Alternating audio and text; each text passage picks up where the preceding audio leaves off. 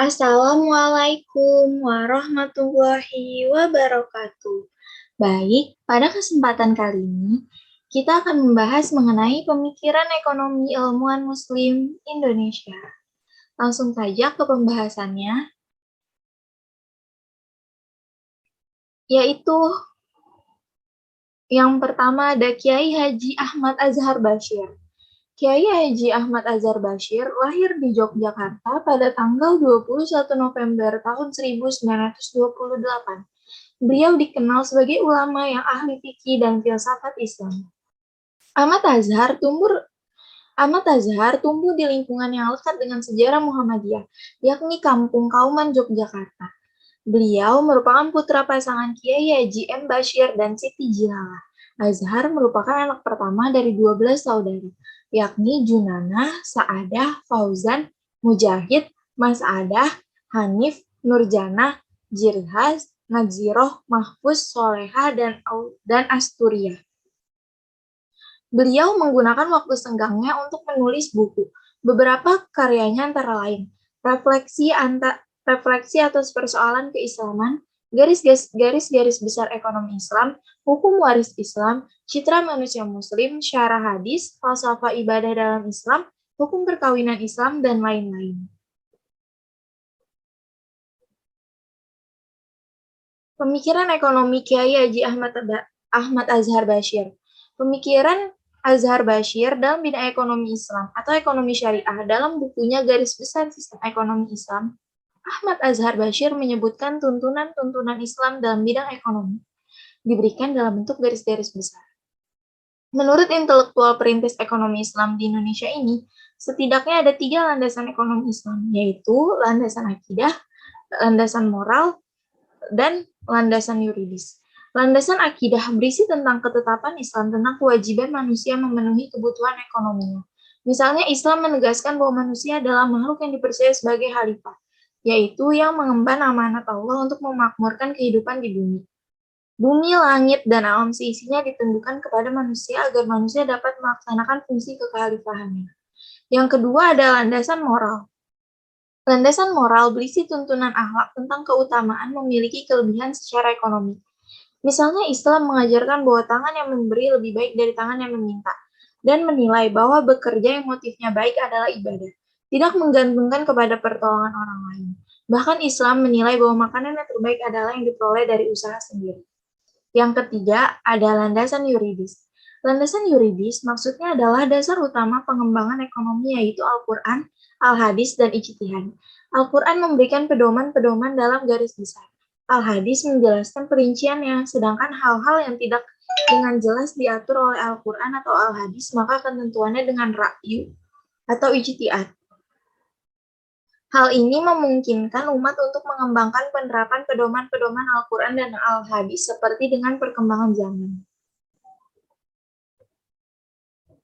Yang kedua ada Kiai Haji Sahal Mahfud. Kiai Haji Muhammad Ahmad Sahal Mahfud bin Mahfuz bin Abdul Salam Al-Hajaini adalah nama lengkap dari Bapak Kiai Haji Sahal Mahfud.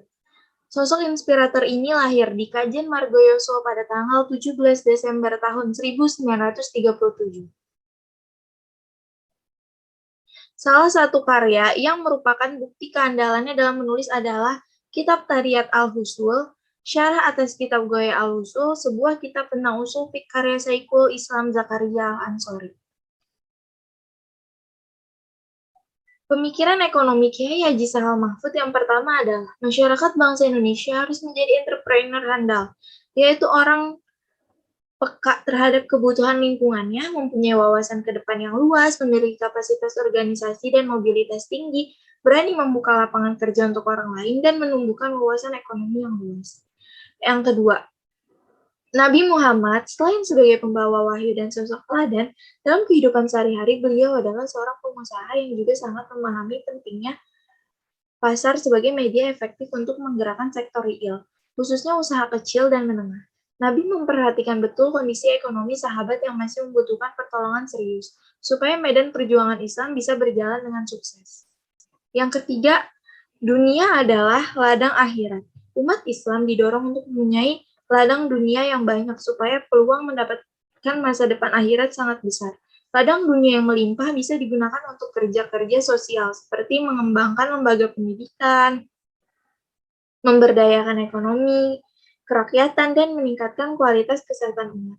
Program mulia adalah investasi produktif untuk membangun masa depan peradaban umat Islam.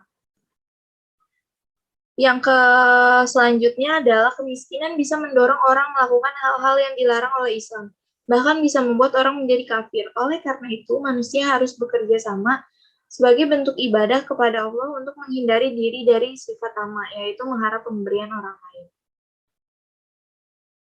Next, ke Kiai Haji Abdullah bin Nuh. Kiai Haji Abdullah bin Nuh adalah sosok ulama sekaligus pejuang yang memiliki karismatik di mata dunia Islam. Nama lengkapnya adalah Kiai Haji Raden Abdullah bin Nuh, yang biasa disebut Mama Ajengan Abdullah bin Nuh oleh orang Bogor. Ia lahir di Kampung Bojong Meron, Cianjur, tanggal 30 Juni 1905 dan wafat di Bogor pada 26 Oktober 1987. Kiai Haji Abdullah bin Nuh merupakan putra seorang kiai ternama, yaitu Raden Muhammad Nuh bin Idris. Sedangkan ibunya bernama Aisyah binti Sumintapura. Kiai Haji Abdullah bin Nuh merupakan pendiri pesantren Al-Ghazali yang ada di kota Bogor. Kiai Haji Abdullah bin Nuh juga dikenal sebagai pejuang kemerdekaan. Semasa mudanya, ia begitu gigih dalam memperjuangkan kemerdekaan tanah air dari penjajah Belanda. Pemikiran ekonomi Kiai Haji Abdullah bin Nuh. Sebagai pemikir ekonomi sekaligus ulama, beliau menuliskan jurnal berjudul Zakat dan Dunia Modern, di mana melalui jurnalnya Mama, begitu kerap julukan beliau memberi solusi atas permasalahan dunia ketiga, yakni kemiskinan melalui zakat, di mana sistem zakat yang berdasarkan prinsip Al-Quran merupakan jalan untuk mencapai masyarakat sejahtera tanpa kemiskinan, dan juga jalan terbaik dibanding kapitalisme dan sosialisme. Zakat ini telah diakui oleh H.G. Wells, novelis, jurnalis, sejarawan, dan guru berkebangsaan Inggris melalui perkataannya. Islam telah menciptakan suatu masyarakat yang bebas dari kekejaman luas dan penindasan sosial, lebih bebas dari masyarakat manapun juga yang pernah ada di dunia sebelumnya. Dalam hal ini, beliau menyebutkan tentang semangat moral berzakat. Begitulah tertulis dalam biografi Mama Abdullah bin Nuh, karangan Syafi Antoni.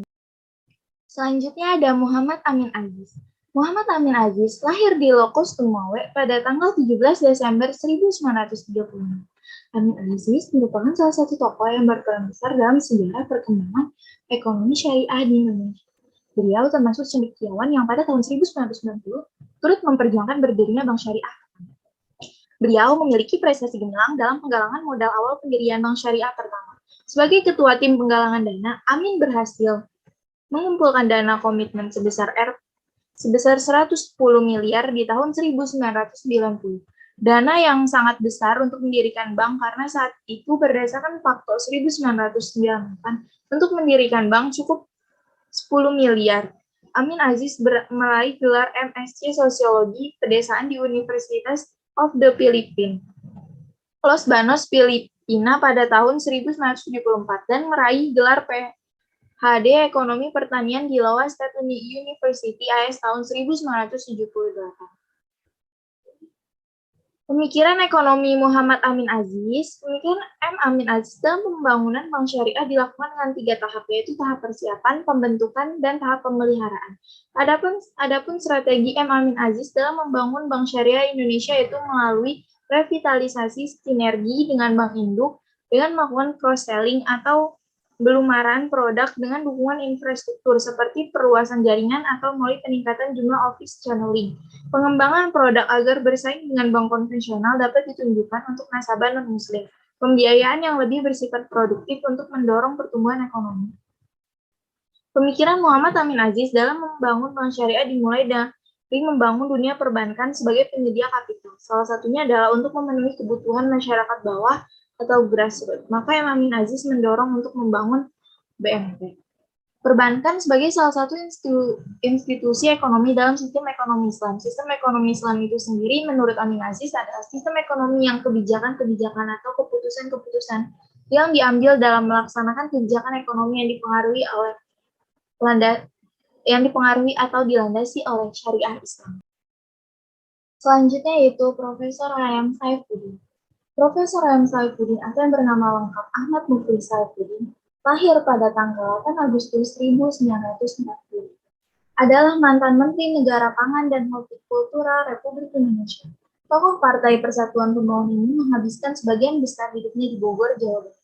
AM Saifuddin juga dikenal sebagai sosok akademisi yang mengabdikan diri pada sejumlah lembaga, seperti Institut Pertanian Bogor, Universitas Ibnu Khaldun, serta Universitas Diana. Sejak 1962 hingga 1995, Profesor AM Saifuddin tercatat sebagai staf pengajar IPB. Pemikiran ekonomi AM Saifuddin. Menurut AM Saifuddin, sistem ekonomi tertentu dalam hal ini adalah sistem ekonomi Islam. Haruslah tersusun dari seperangkat nilai-nilai yang dapat membangun kerangka organisasi kegiatan ekonomi menurut kerangka referensi. Perangkat nilai-nilai ini di satu pihak akan berdasarkan pandangan filsafat tentang kegiatan ekonomi. Dan di pihak lain, interaksi nilai-nilai ini akan membentuk perangkat nilai dasar dan nilai instrumental bagi kegiatan ekonomi yang dikehendaki oleh sistem. AM Saifuddin merumuskan beberapa ketentuan dalam kepemilikan sebagai nilai dasar dalam konsepsi ekonomi Islam. Nilai dasar kepemilikan memiliki beberapa ketentuan, yaitu pertama, kepemilikan terletak pada memiliki kemanfaatannya dan bukan menguasai secara mutlak sumber-sumber ekonomi. Seorang muslim yang tidak memproduksi manfaat dari sumber-sumber yang diamanatkan Allah akan kehilangan hak atas sumber-sumber tersebut. Kedua, kepemilikan terbatas pada sepanjang umurnya selama hidup di dunia. Dan bila orang kepemilikan perorangan tidak dibolehkan terhadap sumber-sumber yang menyangkut kepentingan umum, sumber-sumber ini menjadi milik umum atau negara. Yang termasuk sumber-sumber milik umum ini adalah sumber air minum, hutan, laut dan isinya, udara, dan luar angkasa. Mengenai persoalan riba dan bunga, AM Saifuddin memandang bunga adalah termasuk sebagai riba. Sistem ekonomi ribawi menurutnya hanya akan menuntun manusia pada kerusakan dan krisis ekonomi. Sistem ekonomi ribawi adalah bencana bagi manusia yang tidak saja merusak iman dan akhlak, tetapi juga merusak kehidupan ekonomi dan sosial masyarakat yang ditimbulkan oleh sifat loba, tamak, egois, curang, dan spekulatif. Selanjutnya, Dawam Raharjo. Muhammad Dawam Raharjo dikenal sebagai sosok yang multidimensi. Tak hanya dikenal sebagai cendekiawan muslim ahli ekonomi, ia juga aktivis sosial, budayawan, pemikir Islam, cerpenis, bahkan sebagai penafsir Al-Quran. Beliau lahir pada 20 April 1942 di Kampung Baluwati, Solo. Ia lahir di tengah keluarga santri pengusaha batik dan tenun tradisional. Sejak kecil, Dawam sudah akrab dengan pendidikan agama. Meskipun minat dan kemampuan bahasa Dawam terhadap agama dan kesastraan cukup baik, namun ia juga menyukai ilmu-ilmu ekonomi. Hal itu terlihat dari nilai mata pelajaran ekonomi yang cukup tinggi ketika duduk di bangku SMA. Pemikiran ekonomi Muhammad Dawam Raharjo. Menurut Dawam, sebagaimana dituangkan dalam buku Arsitektur Ekonomi Islam tahun 2015, ekonomi Islam saat ini masih dianggap terlalu berfokus pada wacana mengenai keuangan dan perbankan dengan merek pedagang syariah. Kehadiran keuangan syariah atau bank syariah memang menjadi simbol kebangkitan ekonomi Islam.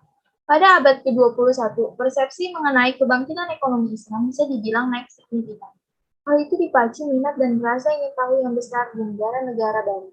Hanya saja ada dilema dalam perkembangan industri keuangan syariah. Di antaranya adalah kebutuhan modal, karena sumber permodalan kebanyakan berasal dari modal asing atau non-muslim. Selain itu, bank syariah juga cenderung mengadopsi teknik perbankan konvensional dan melonggarkan prinsip dasar hukum syariah. Ini dilakukan lantaran untuk berdaya saing, bank syariah harus melirik proyek-proyek besar yang tinggi resiko. Untuk itu, sistem ekonomi Islam idealnya dikembangkan dengan epistemologi.